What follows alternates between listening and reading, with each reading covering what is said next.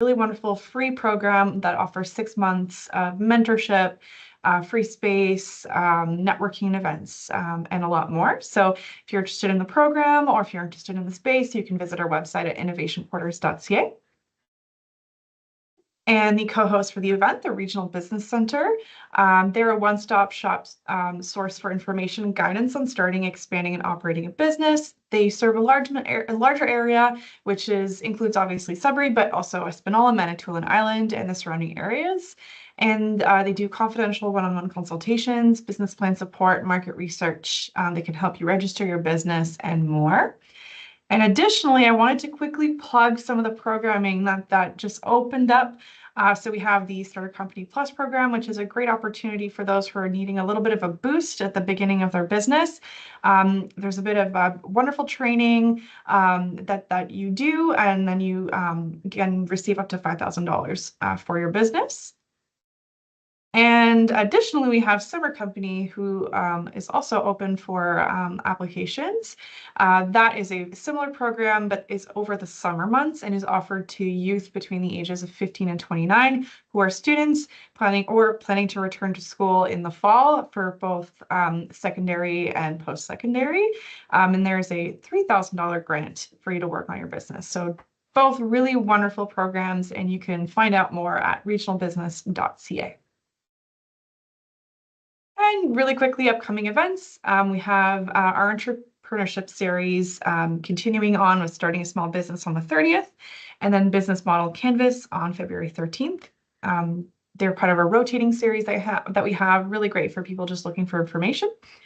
We have brand image and messaging, how your customer perceives you. That's going to be presented on February 6th by me. And then CRA tax tips for entrepreneurs, which will be presented February 20th. At noon, and that's going to be presented by CRA. Perfect time in February to start, thinking about taxes for your business. To introduce our speaker today, we have Jerica Wentzell from Ginger Snap Salon. You can visit her website at gingersnapsalon.com.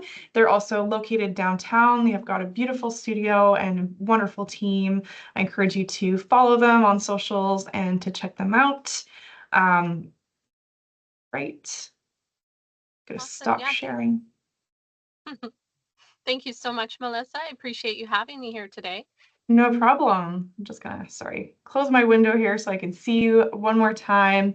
I also just want to add a little bit about Jerica. She's been in the beauty industry since 2008, opened her own salon in 2018, and operates on the core values of positivity, accountability, education, professionalism, and creativity.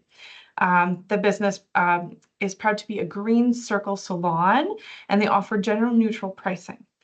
She's a multi-award-winning stylist and hair educator and has competed in Los Angeles and done hair at New York Fashion Week, which is just incredible. So happy to have you on, Jerica. Well, thank you again for having me, and thank you everyone for joining. It's a pleasure. I'm so happy to share what I know, and I'm sure you'll get a lot out of your time with the Regional Business Center. I certainly did. Wonderful. Okay, so let's start with our first question for today. So why don't you tell us a little bit about yourself and about your journey to entrepreneurship? Yeah, sure. So like you mentioned before, I did start doing hair in 2008, and I worked for multiple different salons over the first few years of my career. I sort of jumped from place to place because I found it difficult to find a business that truly represented my values and what was important to me as a service provider. So around 2012, I started to feel like perhaps I need to create this space for myself. I don't know if it exists here in the city at this moment. And I did have a lot of help from my father pushing me. He said, you can do this, I'll help you. So I'm really grateful for that. And I did end up at the business center in about 2012, 2013. I remember I would book a break between clients and I'd book it over to the business center to take in a class. And I did learn a lot about social media, which ended up being like a really huge pillar of my whole marketing strategy. And I also had a lot of help with writing a business plan. And there were a lot of things that came up in a business plan that I hadn't thought about previously. I had always thought, this is how I would run my business differently. But there were certain questions like, what is your exit strategy, that I hadn't thought of at all, because really, like, very few businesses open and then never close, right? So I think that is a very important thing to consider, which I hadn't. So around that time, I did end up lined up to lease a space downtown. I was ready to go, and then it fell out from beneath me. The landlord gave it to someone else, which, at that time felt like a huge loss to me. It made me reconsider, and I did step back for about 4 or 5 years before I ended up returning to the business center and moving forward on my plan. And truly, like, I don't know that I would have been ready to open a successful business yet myself at 25, but I was at 30 when I returned. So I do feel like it is important to mention that sometimes setbacks are there for a reason, or they help you to grow further. Oh, I can't hear you, Melissa. Love hearing that. That's so so true for a lot of, people that go through different situations and have different roadblocks, maybe not the time right now, but the time later. And we're really happy to hear that you got a lot of support from the Regional Business Center. All right. So why don't you tell us a little bit about your customer and your target audience, or the type of customer that, would go to your studio? Certainly. So I feel like my customer base right now, we target artistic types. We target people who value quality and who value creativity. I really try and think about myself as a client and what is important to me. And I'd like to attract people like myself with the same values as myself. I did take a course one time that it really resonated with me. They said, not a Starbucks customer is not the same as a Tim Hortons customer. That always resonated with me. Like, you can't be everything to everyone. So although everyone is welcome at my salon, most certainly, if I'm thinking about who I want to target, it's people who value quality, people who value creativity. And so we've sort of built our whole social media presence around attracting those types of people. Hmm. And did you find that over time, who your customer was has changed? Oh, absolutely. So I started doing hair at 19 years old, and I'm 37 now. So at first, I was doing a lot of pink mohawks for other 19-year-olds. And, as I've matured and grown, my clientele has as well. And a lot of them have had families of their own and brought their children in. So it's interesting. Like, I've always reached for that creative client who values those things, but at the same time, my customer base is aging and growing and maturing with me. And I think that's like a really beautiful thing. Mhm. That's great to hear. Um, and when you're working on social media, you did mention earlier that that was a really important thing to you. Mhm. How do you feel like personalizing what you're creating, and how it will affect, who you reach? Are there any like tools or methods that you use for that when you're connecting with customers? Yeah. So I'll think about an interaction I had with a tattoo artist one time. I had met him at a tattoo convention, and I said, "Oh, wow, you do all this beautiful black and gray tattoo work. Is that all you do? Because it's all you post, it's all I see." And he said to me, "I only post what I want to do more of." And so I like held on to that really tight and have always operated by that. Now, if you look at our social media presence, you're not going to notice very many conservative hairstyles or conservative haircuts. It's not because we don't do them. We're happy to service everyone, but we really are trying to reach for that person who wants to express themselves creatively through their hairstyle. So that is what we try and show more of. Um, my salon is very proud to be queer friendly. So we also market ourselves as a place to come for gender affirming hair care. And that like features prominently on our social media as well, because we do want to bring in those clients who have been pushed away elsewhere. I cannot tell you how many stories I've heard from trans or non-binary clients who have been literally mocked at other hair salons. It just shocks me. So, we are so happy to create that safe space and like proud to advertise that we are such a space. That's really beautiful, Jerica. And I think a lot of, people, especially in Sudbury, are thankful to have that space for them to go get their hair done. And to know that, we can get a traditional cut and hair color or something super fun at the same time in one place. So that's really wonderful. And I love that what you mentioned about posting more of what you want to see or more of what you want to do, right? Yeah. Yeah, which is absolutely, I think, a great way to customize kind of what you're doing on socials. So what role does content marketing play in both attracting but also retaining customers? In regards to attracting, it definitely is showing we are here. This is what we are offering. It's hard for people to find you if they don't know what you do. So at one point in my career, after my first business venture fell through, I ended up moving cities to Ottawa. I wasn't there very long, but just long enough to sort of lose a big chunk of my clientele. And when I came back to Sudbury, I felt desperate. Like, I have to make some money. I have to make clients fast. I had 10 years of clients down the drain. Like, how do I reestablish myself? So at the time, I got onto Facebook, which was very popular at the time, and I paid for advertising. I In the past, I've seen hair salons where they will literally take out a billboard or a newspaper to say, I am here, come find me. But in 2016, this was not the thing to do. So I got all over Facebook, and I noticed, like, the more that I pushed, the more that I paid for advertisement, the more that old clients would find me again, or new clients would see me, or they'd say, I had heard of you before, but you were too busy to take me. So I really think it is so important to just communicate to people, like, we're here, we're offering this, we're taking clients.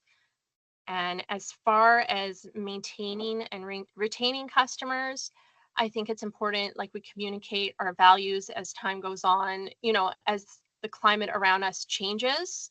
For myself, I do believe it's important, like, for my business to communicate we have these values of being queer friendly, or, for example, gender neutral pricing. I think a lot of people will be turned off if they go in for, a masculine haircut and get charged a lady's haircut price. So even that, I feel like, is a good thing to communicate, and important in retaining as people grow and learn new things, right?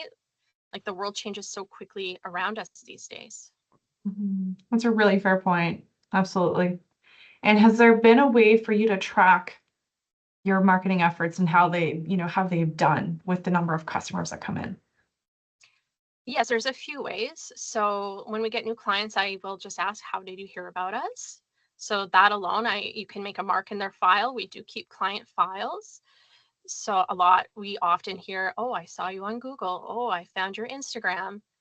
And in fact, one of my stylists was moving to Sudbury from Toronto, and she found us over Instagram too. And I feel like that's kind of a really cool success story, because you obviously want to have staff who vibe with your business as well, right?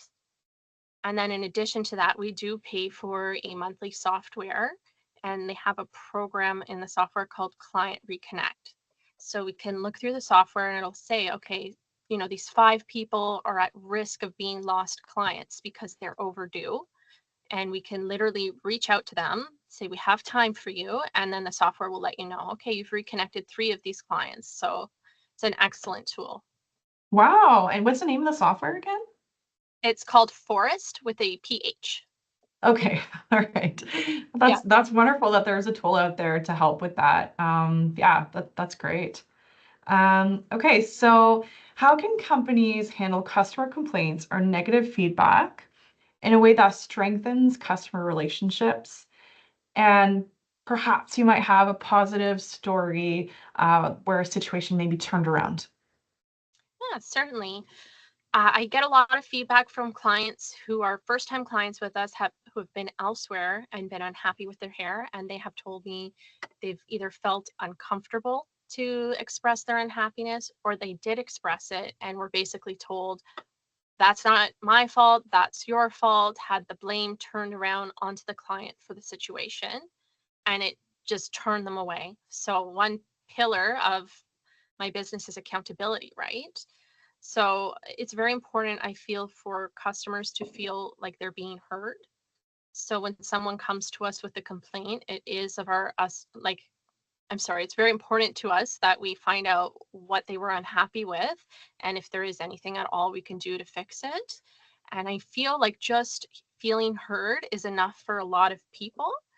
I definitely keep that door open, especially on a big change or a first time visit. Like, please don't hesitate to reach out if you have any questions or concerns. If I have a gut feeling that like maybe they weren't as happy as they said they were, reading body language after many years of doing this, you sometimes get vibes. So if I get a vibe someone's unhappy, I will go ahead and send them a text out a week later, just wondering how this new look is settling in for you. And I'm very fortunate, like I do have an apprentice here who has a little more availability than myself. So if I can't personally get them in my chair ASAP to correct whatever needs correcting, I will oversee and have my apprentice be sort of my hands while I'm the mastermind, I suppose. And it's been really great. I find a lot of clients who maybe weren't 100% happy on the first visit are just so pleased that we are collaborative and open that we will retain them as like longtime clients after such an experience. No, that's great to hear, right? And sometimes it might not be something that you realize right away, but notice later, right? So being able to come back and fix things at a later time, it is a wonderful suggestion. And that goes for any industry, right? For anybody who's unhappy with a product or service they received, knowing that, there could be a solution worked out before they go on to the next business. Yeah, Um, absolutely. okay, so what are common mistakes you've seen businesses make when trying to reach their customers, and how can they avoid them? One big thing I see a lot in my industry, I can't speak so much to others, is with TikTok and Instagram Reels, I see a lot of videos sort of poking fun of the clients. And it makes me cringe a little bit because these are the people who are paying your bills. I'm grateful that anyone in this economy is coming and sitting in my salon because truly, like, hair is a luxury. And I understand if it's not in someone's budget any longer. So, even though we all have little quirks that might bother us as service providers or business owners, I really feel that it's a big mistake to share that publicly to your customer base. And they might not understand that it's tongue in cheek, you mean no harm. They may take it quite personally. Even myself, I recall there was a meme going around about how maybe you don't need bangs, maybe you just need therapy. It's a it's a common joke in our industry because sometimes people will go through like a traumatic life change and it gives them that feeling of control to cut their bangs, right? And a client of mine reached out and said, "Oh, but I love my bangs so much." And I think it struck a nerve with her, and she actually did grow them out and has never let me cut them again. So I'm a lot more careful about what I'm sharing, even though it wasn't meant in anything but jest. These are the people who are paying our bills. So to me, I want to treat them with the most respect possible. hmm That's fair. You're right. We definitely do see a lot of those, especially in specific industries where they make fun of the customer, but in most cases don't name the customer. But if you're that customer, you know it's you. Yes, totally. Right. Yeah. Okay. In your experience, how do loyalty programs and rewards influence customer retention? And what are some best practices to implement that? I do believe they help with customer retention. Um, One thing that I did at the beginning of my career and that I recommend all my stylists do when they are trying to build is I'll take a stack of business cards and I'll write the client's name at the back of the business card. And so for every business card they send out that comes back to me with their name on it, they get 10% off of a service. So if they send out 10 cards and get 10 butts in my chair, they get a free hairdo. The value there for me, I'm winning. But they will recognize the appreciation and that they've been thought of. So that's something that's worked really well in the past. I do believe in my industry, like the bigger value is in the service we provide. rather than the hair products that we sell, although certainly they do add value to the business. Rather than discounting services generally, if I'm doing a promotion, I would rather discount a bottle of shampoo. And so maybe think of that when implementing loyalty programs, because it still has to be of value to the business. So if I take 10%, 20% off of bottle of shampoo, it's not taking away from my bottom line the way that taking 20% off a $200 service might be. So that might be something worth considering. Mm-hmm. It really encourages word of mouth, right? The Yeah. clients are more likely to recommend you if, there's a small, benefit to them as well. Absolutely. And something else that I find that clients like is when you ask them to tag you in selfies, if you share their selfie, like I feel like people quite like that. And it's a way for them to get noticed for their fabulous new hairdo. It helps us, and there's like no money exchanged whatsoever. So things like that I feel still go a long way. Mm-hmm. Absolutely. Okay. So are there any trends that you're seeing when it comes to acquiring new customers that businesses should be aware of? I would really say focusing on video content if you're on social media. Like I said, I've been on social media since the beginning. I have some archived albums of terrible hair that I did in 2008, but it's really leaning more and more into video for the algorithm and also for what piques people's interest. So I know it's scarier than posting a photo of your work, but I do feel it's easier to connect with people. They get to see who you really are as a person, because I do have clients who come to buy shampoo because they specifically want to support the salon, and it's because they like us, I feel. So connecting is so important. The video content, the algorithms push video content a lot more than photo content. So something to think about. I'm trying to think. TikTok is really surprisingly a good one. We have posted just a few hair videos on TikTok and often get very young, cool clients reaching out saying, "Oh, I didn't know you were here in my city. I'd love to come see you." So I guess don't be afraid to change platforms as well. Like Facebook worked in 2008, it's not that girl anymore. So I think it's very important to stay on top of what is working for other people. That's a great point. And videos will get them watching longer, right? As opposed to just, oh, that's a nice photo of hair and keep scrolling and not knowing, oh, that was by Ginger Snap, right? Versus the video where they would be watching it and spending more time would be more noticeable to see that it's from this hair salon. Yeah. Um, Okay. All right. So how do you effectively balance customer acquisition? So the new customers that are coming in, along with customer retention, especially when you have limited resources, like only so many time slots for hair and so many hairstylists.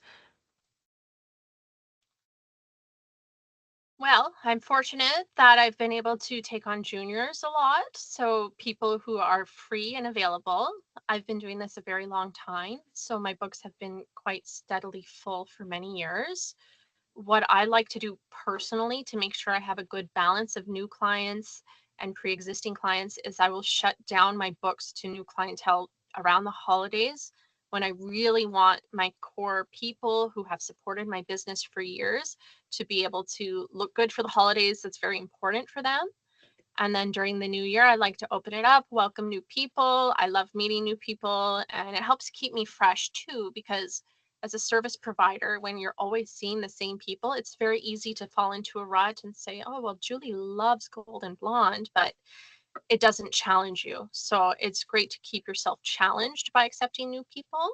And then when I'm too busy or people don't care to wait, I'm able to transfer them over to my junior stylists with the assurance that I'm right here. I'm always just a few feet away, and my stylists often do converse with me and get my opinion on things. So I'm able to oversee what's happening in the whole business.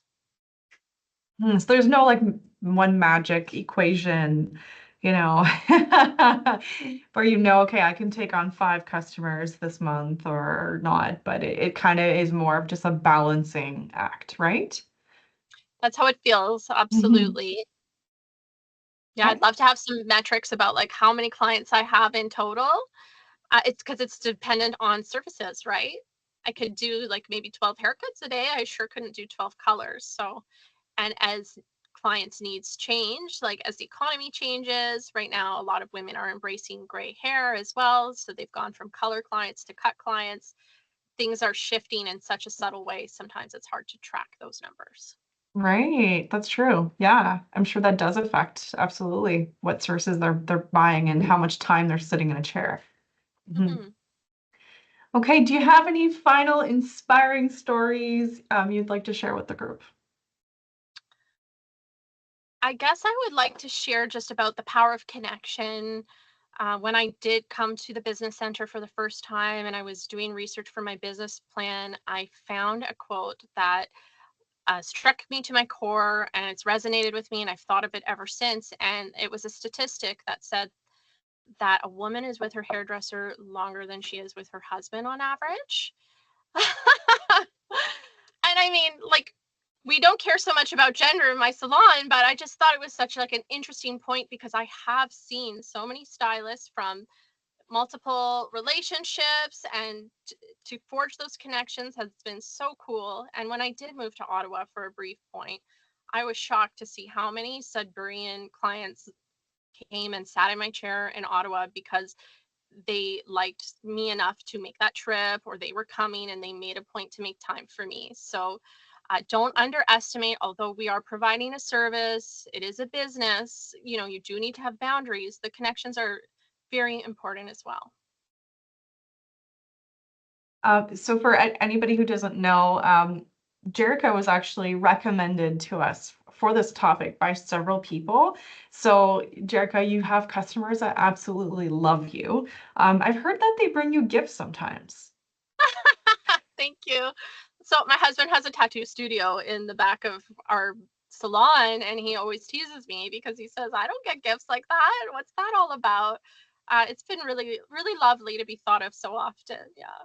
Mhm. And it just shows, right, that customer retention is really key. Especially you know you're doing it right when they're bringing you presents. Okay, well, we're going to open up to any questions. So if anybody has any questions, please type them in the chat, um, and Jericho will answer them. Um, and if there's no questions, that's okay. And is recorded, so we will be putting it on our website at innovationquarters.ca. And I will be sharing a copy of the recording with the people that were in attendance as well. And we'll also be sharing a quick little survey as well that we like to include just to see how people enjoyed today's presentation. Do you have something coming in the chat? Okay, great.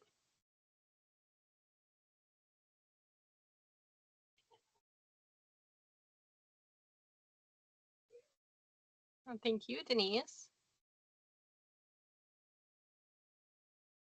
While we're waiting for that question, I want to add I'm a personal client of Ginger Snap, and I have been since many years, and it's a wonderful place to get your hair done. Stellar service all around. So, thank you for kind of giving back to the community, Jerica, to you and your team, and doing so well. In a space and being downtown as well. It's just very convenient for a lot of us. I know you're right next door to a cafe, so it's kind of nice to get your hair done, waiting for the dye to kind of do its thing and walk over, get a nice coffee, read Yeah, a book. totally. Thank you. We love having you in for your hairdos.